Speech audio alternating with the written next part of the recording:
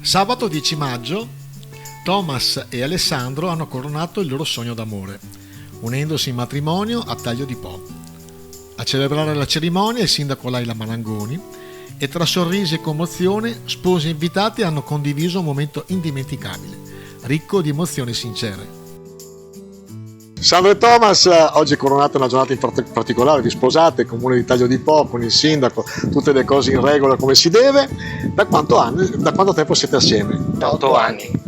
E la decisione di sposarvi? La decisione di sposarci l'anno scorso per concretizzare la nostra unione. Cosa devi dire ad Alessandro e viceversa?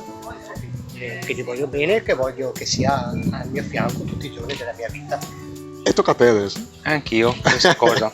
Grazie ragazzi, complimenti. Grazie mille a te. Ciao. Ciao.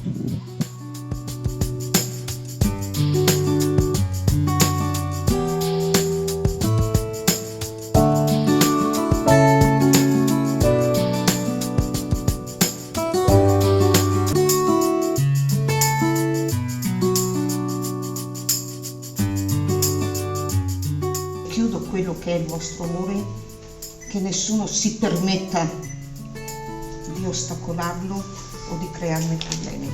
Chiudo e mescolo. Non siete più divisibili.